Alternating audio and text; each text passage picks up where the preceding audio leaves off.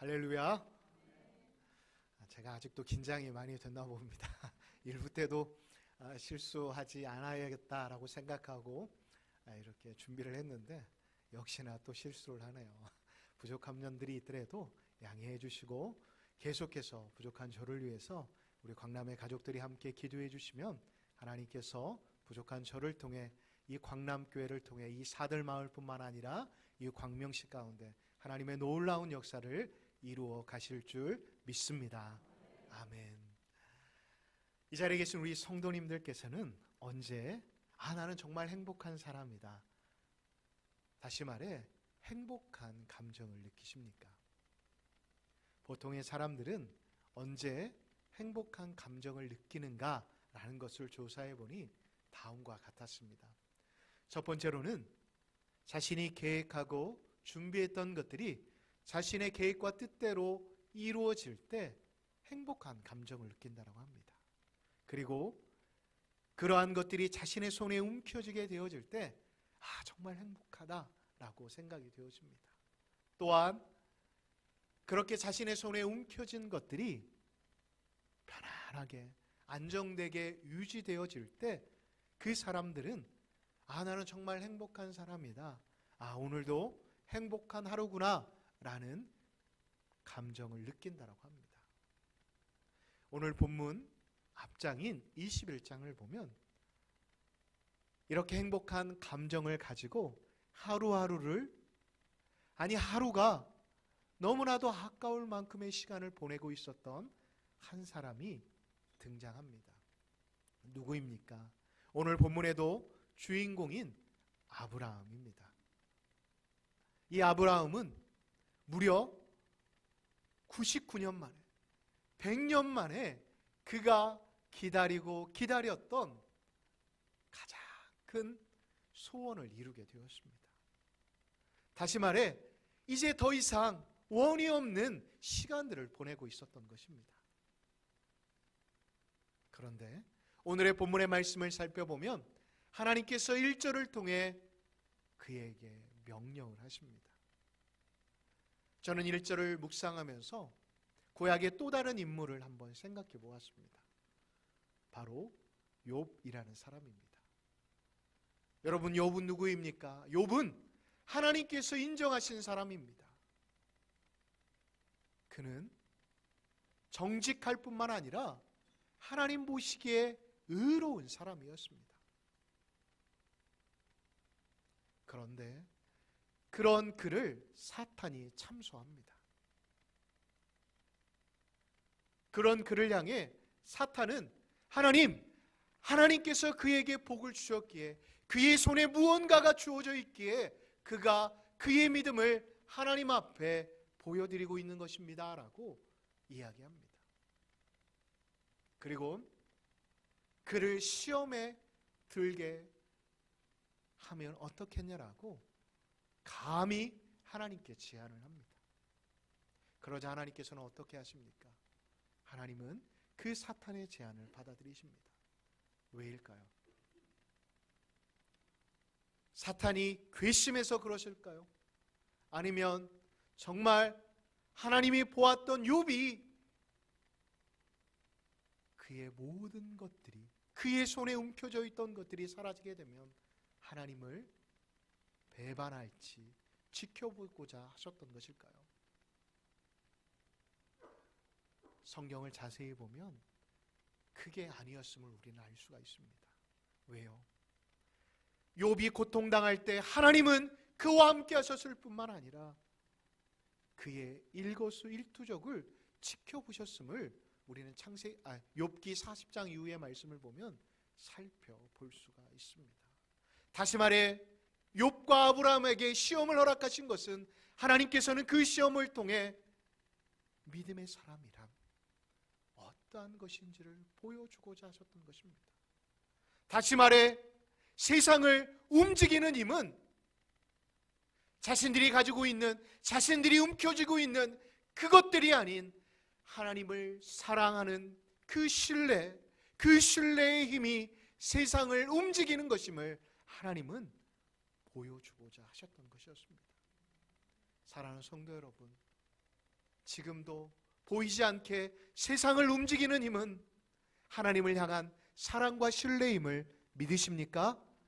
그렇습니다.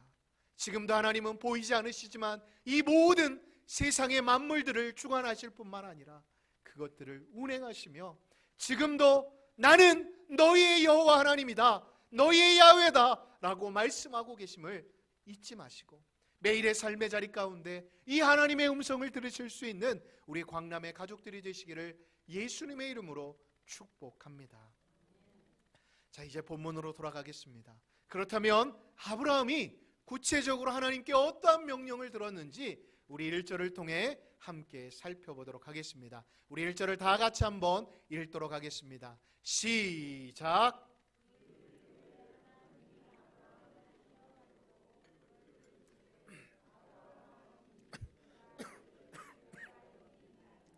아멘. 하나님께서 아브라함을 부르셨습니다. 왜 아브라함을 부르셨을까요? 우리는 여기에 한번 질문을 해봐야 합니다. 도대체 하나님은 왜 아브라함을 부르셨는가 말입니다. 그것은 바로 아브라함을 시험하고자 하셨기 때문이었습니다. 그런데 단지 그 시험은 테스트가 아닙니다. 그가 이룬, 그리고 그가 지금 가장 행복하게 만드는 그 감정을 시샘하셔서 그것을 도로 가져가시기 위해서 그를 시험하시는 게 아니라 이 시간을 통해 하나님을 믿는, 하나님을 향한 사랑과 신뢰를 통해 그를 다시금 믿음의 사람, 믿음의 조상으로 세우고자 하셨기 때문이었습니다. 그래서 3절부터 10절의 말씀을 쭉 살펴보면 하나님의 그 명령에 아브라함은 침묵하며 신속하게 하나님의 명령을 준행하고 있음을 성경은 우리에게 말씀하고 있습니다. 그리고 3일이라는 시간을 뒤로하고 아브라함은 하나님이 지시한 땅을 향해 나아갑니다. 여러분, 이 3일 동안 아브라함은 무엇을 하였을까요? 이 3일 동안 아브라함은 무슨 생각을 하였을까요? 정말 많은 생각을 하지 않았을까요? 이제 죽어도 원이 없겠다라고 생각하였는데 하나님께서 그것을 다시금 하나님이 가져가시겠다라고 하니 얼마나 그 마음이 힘들고 어려울까요? 얼마나 많은 번민이 생길까요? 성경에 기록되어 있지 않지만 이런 생각도 해보지 않았을까요? 보험인 이 이삭이 있기에 이스마엘도 떠나보냈는데 떠나보낸 이스마엘조차도 생각해 보지 않았을까요? 이삭과 같이 가고 있었지만 종들과 함께 그 3일 길을 걸어가고 있었지만 그를 지배하고 있는 생각은 자기 아들을 자기가 손수 죽여야만 하는 부인하고자 했던 그 현실 앞에서 너무나도 많은 번민을 느꼈을 것입니다. 저는 이 3일을 통해 무덤에 계셨던 예수님을 생각해 보았습니다. 여러분, 예수님은 누구이십니까? 하나님의 아들이십니다. 하나님 그 자체이시다라는 것입니다. 그럼에도 불구하고 예수님은 저와 여러분들을 위해 이 땅에 오셨을 뿐만 아니라 십자가에 달려 돌아가셨고 3일 만에 부활하셨습니다. 그런데 여러분, 부활이 전부가 아닙니다. 무엇이 있었습니까? 죽으시고 3일 동안 어둡고 두려움이 가득한 무덤 가운데 계셨다는 것입니다. 왜 예수님은 그래야만 하셨을까요? 예수님은 하나님의 아들이셨고 하나님으로서 능력과 권세를 부리실 수 있는 분이셨음에도 불구하고 왜 굳이 그 일을 자청하셨을까요? 죽으시고 바로 그냥 십자가에서 나 다시 살아났다라고 말할 수 있음에도 불구하고 왜 예수님은 3일 만에 부활하셨던 것일까요? 그것은 어두움이 없는, 고통이 없는 부활의 영광은 없기 때문임을 아셨기 때문이었습니다. 사랑하는 성도 여러분, 지금 여러분들의 삶의 자리 가운데 고민과 걱정으로 인해 힘들어하시는 분들이 계십니까? 물질의 문제가 풀리지 않아서 남편이 변화되지 않고 아내가 변화되지 않고 자녀들이 변화되지 않아서 하나님 앞에 번민과 고민으로 하루하루 힘든 시간들을 보내고 계신 분들이 계십니까? 그때 우리는 어떻게 할까? 그때 어떻게 할까? 그때 이 아브라함의 3일길을 생각해 보시기 바랍니다. 그리고 무덤 가운데 계셨던 예수님을 생각해 보십시오. 기독교의 신앙은 고난 없는, 고통 없는 영광은 없음을 잊지 마시기 바랍니다. 믿음이란 무엇일까요? 성경에는 믿음에 대해 수많은 정의를 내리고 있습니다. 그러나 오늘의 본문을 통해 하나님께서 아브라함에게 믿음에 대해 무엇이라고 말씀하고 계실까요? 우리 5절을 다 같이 한번 합독하도록 하겠습니다. 5절 시작. 이에 아브라함이 종들에게 이르되 너희는 나귀와 함께 여기서 기다리라. 내가 아이와 함께 저기 가서 예배하고 우리가 너희에게로 돌아오리라 하고. 여러분, 아브라함은 왜 이러한 고백을 하고 있는 것일까요? 어떠한 목사님들은 종들을 안심시키기 위해 이러한 고백을 하였다라고 말씀을 전하시기도 하십니다. 물론 그것도 맞는 말입니다. 그러나 여러분, 이 아브라함의 고백을 잘 묵상해 보십시오. 이 아브라함의 고백을 잘 묵상해 보면 아브라함이 왜 이러한 고백을 했는지 우리는 조금은 짐작해 볼 수 있습니다. 왜 아브라함은 이렇게 고백하였을까요? 비록 그의 발걸음은 너무나도 더디고 무거웠을지 모르지만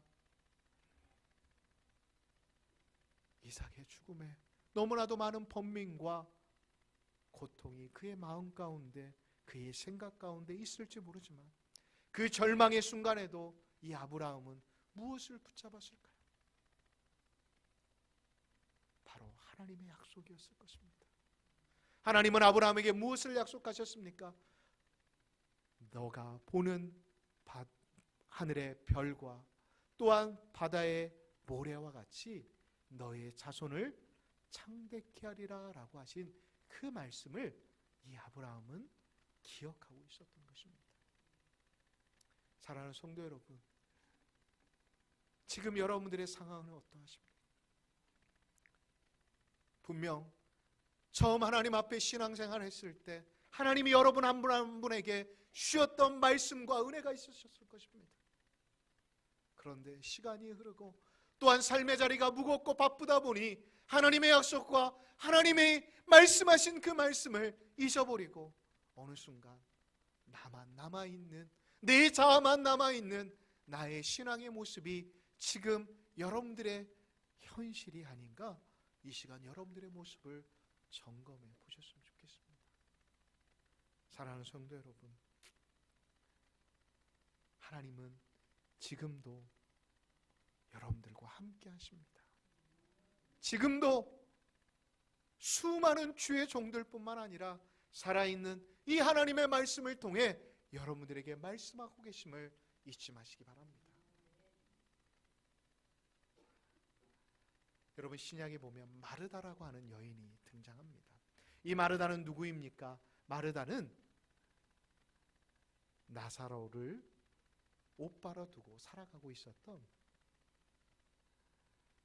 한 마을의 힘이 없는 가정의 자녀였습니다.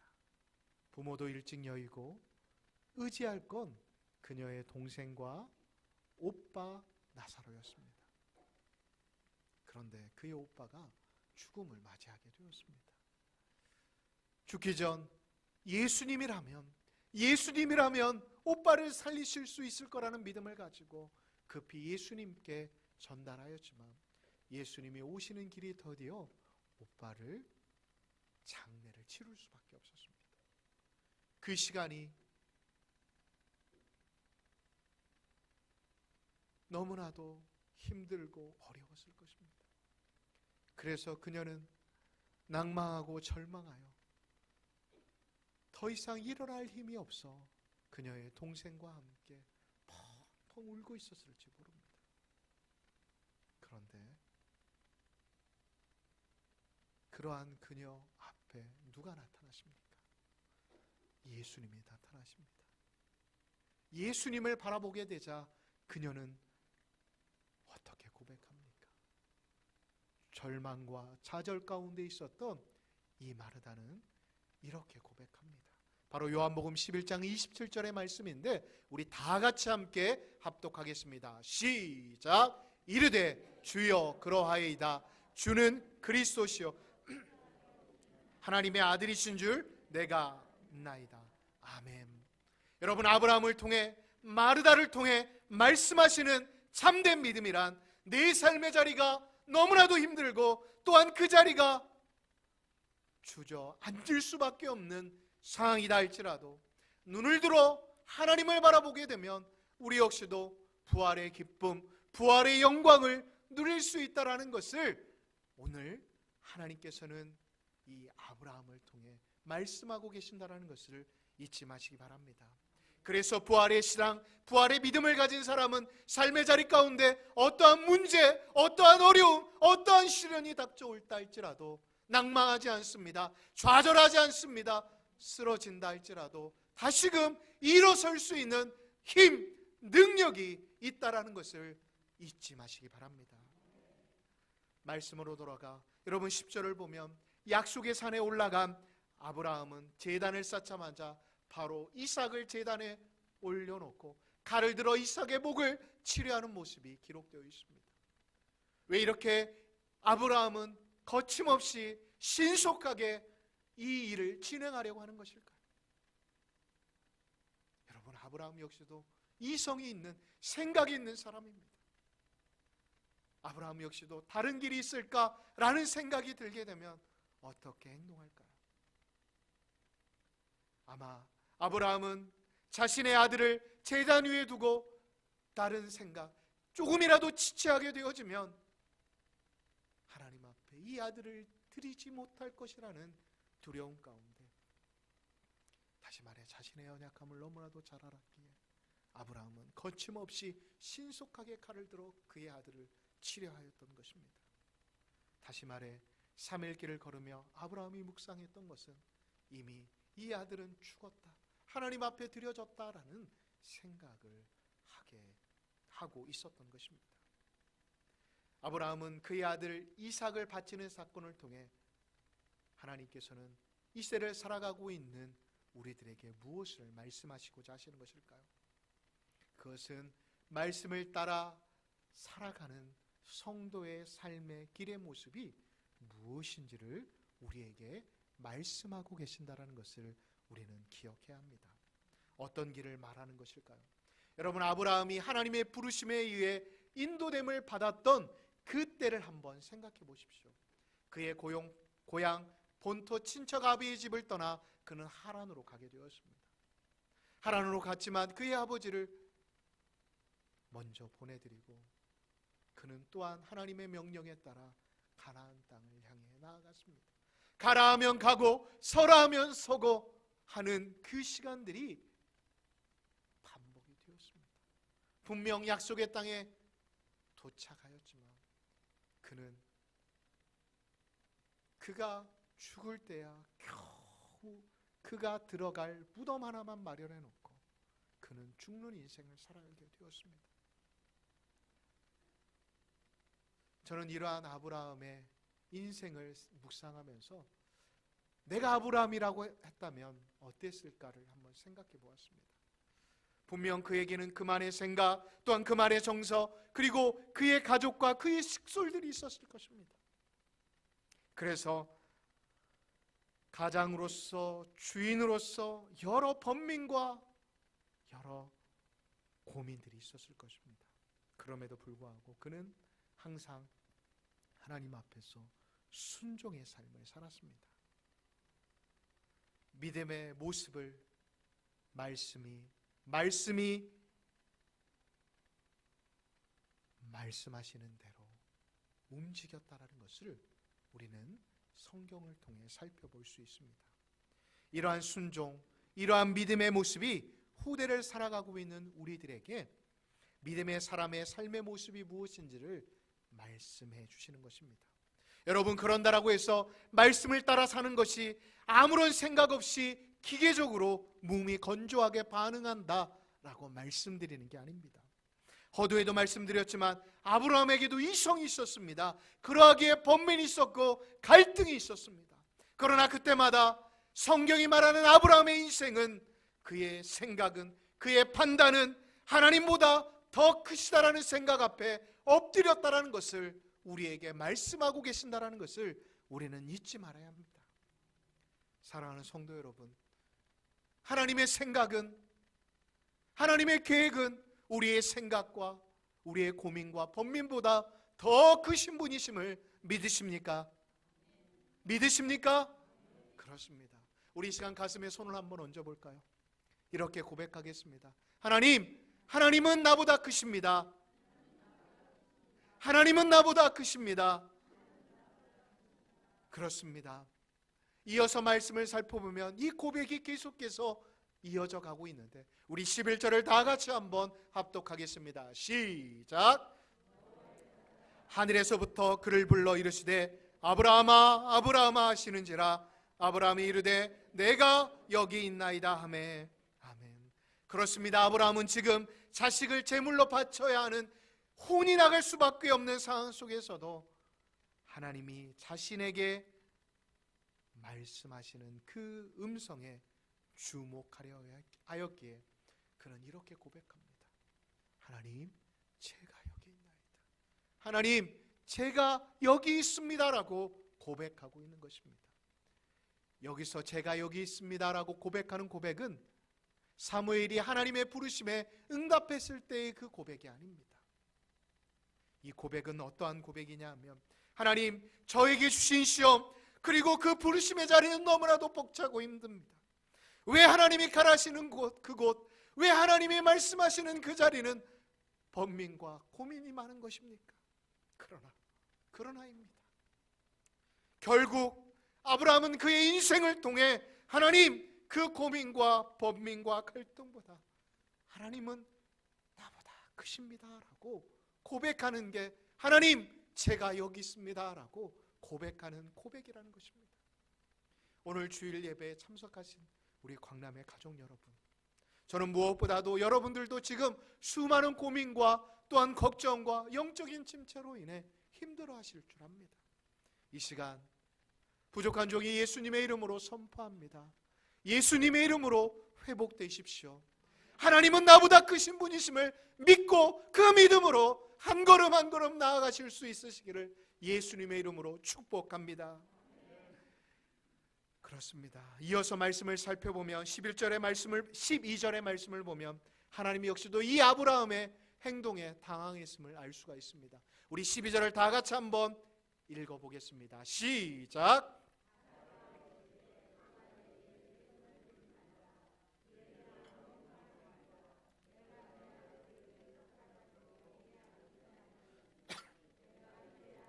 하나님을 경외하는 줄을 아노라. 아멘. 하나님이 당하셨다, 너무나도 하나님을 의인화했다라고 생각하실 수도 있는데, 여기서 아브라함이 하나님의 아브라함을 두 번이나 부르신 것을 통해 너무 이것은 지나치지 않다라고 말할 수 있습니다. 우리가 12절을 통해 발견할 수 있는 또 다른 하나님의 은혜는 바로 하나님의 마음입니다. 하나님께서 이삭에게 손도 대지 말라라고 말씀하셨습니다. 우리가 이 사실을 통해 알 수 있는 것은, 하나님이 주셨으니 그것은 내 거야, 그것은 나에게 바쳐야 돼 라는 마음으로 하나님께서 아브라함에게 이삭을 바치라 라고 말씀하신 게 아니라는 것을 우리는 알 수 있습니다. 하나님이 원하신 것은 그렇다면 무엇일까요? 하나님이 원하신 것은 값없이 주신 이삭의 핏값이 아니라 바로 하나님을 향한 아브라함의 마음, 믿음이었다는 것입니다. 다시 말해, 하나님은 크신 분이시다, 하나님은 내 생각보다 더 높고 크신 분이시다라는 것을 깨닫게 하시기 위함이었다는 것입니다. 그 마음을 하나님이 받으시자 아브라함의 상황이 어떻게 바뀝니까? 여러분 다시 한번 PPT를 12절을 띄워줘 보실까요? 12절을 보면 하나밖에 없는 이삭을 보호받을 뿐만 아니라 자식을 칼로 찔러 죽인, 어찌 보면 너무나도 무심한 아버지가 아닌, 누구보다도 하나님은 나보다도 크신 분이십니다 라는 것을 후대의 믿음의 사람들이 볼 수 있는 믿음의 조상으로 아브라함을 높여주셨음을 성경은 기록하고 있습니다. 하나님께서는 아브라함에게 번민이라는 고통을 안기시면서 끝내 그 일을 감당시키셨지만 하나님 역시도 아브라함과 동일하게, 욥과 동일하게 그 모든 시간을 함께 하셨고 끝내 그 사랑을 양을 통해 보여주심으로 인해 우리는 하나님 아버지의 깊은 사랑을 깨달을 수 있게 되는 것입니다. 이 자리에 계신 성도 여러분, 여러분 역시도 인생을 살다가 내가 예측하지 못한 문제와 어려움들로 인해 당황하셨던 적들이 있으실 것입니다. 그래서 탈진하실 때도 있으셨을 것입니다. 그리고 내 생각에는 이게 아닌데 왜 하나님은 이렇게까지 몰아가실까라고 생각되어지신 때가 있으셨을 것입니다. 이럴 때 우리는 어떻게 하면 힘을 내어 살아갈 수 있을까요? 환경이 내 앞에 사람이 바뀌지 않는데 어떻게 하면 힘을 내어 살아갈 수 있을까요? 그것은 다른 비결이 없습니다. 바로 하나님의 음성을 들으면 됩니다. 죽겠는데 무슨 하나님의 음성입니까? 아마 이 앞에 앉아 계신 우리 성도님들 가운데는 저보다도 연배가 높으신 분들이 많이 계시기에 속으로 목사님이 인생을 살아보셨습니까? 목사님이 정말 죽지 못해 아둥바둥하는 그러한 삶을, 그러한 시간들을 보내보셨습니까? 라고 반문하시는 분들이 계실 수도 있습니다. 사랑하는 성도 여러분, 저런 연소하기에 이 자리에 계신 우리 성도님들만큼의 인생에 쓴 뿌리들을 맛보지는 못했을 수 있습니다. 그러나 지금도 부족한 종을 통해 말씀하시는 그 하나님을 통해 자신 있게 선포할 수 있습니다. 하나님의 음성을 들으십시오. 지금도 살아계셔서 말씀하시는 하나님의 음성을 듣게 되어진다고 한다면 여러분들의 삶의 문제, 고민, 번민하는 모든 것들이 해결되어질 줄 믿습니다. 그렇습니다. 하나님의 말씀을 들으십시오. 제가 이 말씀을 묵상하면서 한 찬양이 제 마음 가운데 다가왔습니다. 그 찬양은 주품에라는 찬양입니다. 그 찬양의 가사는 이러합니다. 한번 PPT를 띄워주시겠습니까? 거친 파도 날 향해 다가와도 주와 함께 날아오리리. 폭풍 가운데 나의 영혼 잠잠하게 주님을 보리라. 사랑하는 성도 여러분, 지금 여러분들의 삶의 자리 가운데 어떠한 거친 파도가 여러분들을 엄습해 옵니까? 그것으로 인해 두려워하고 떨고 계십니까? 이 시간 예수의 이름으로 선포합니다. 자유하십시오. 하나님을 바라보십시오. 말씀을 붙잡으십시오. 그러면 열리게 되고 부러지게 되고 우리 인생의 모든 삶의 여건들이 해결되어질 줄 믿습니다. 그렇습니다. 우리의 사랑의 하나님은 우리에게 시련과 시험을 주실 때 우리를 시험하시기 위해, 단순한 테스트를 하시기 위해 그러한 시험을 주시는 게 아닙니다. 다시 한번 그 사건들을 통해 우리의 믿음이 성장하기를 원하신다는 것을 잊지 마시기 바랍니다. 그래서 아브라함이 무엇이라고 고백합니까? 우리 마지막 절 14절을 다 같이 한번 14절 한번 읽어볼까요? 시작. 아브라함이 그 땅 이름을 여호와 이레라 하였으므로 오늘날까지 사람들이 이러기를 여호와의 산에서 준비되리라 하더라. 아멘이십니까? 하나님은 이미 준비하고 계셨던 것입니다. 어떠한 사건이 일어난 다음에 준비하고 계시는 게 아니라 하나님은 만군의 여호와 하나님이시기에 이미 준비하고 계셨다는 것입니다. 저는 무엇보다도 이 아침, 이 복된 주일 하나님 앞에 나오신 모든 광남의 가족들이 이 준비하신 하나님을 경험하시기를 예수님의 이름으로 축복합니다.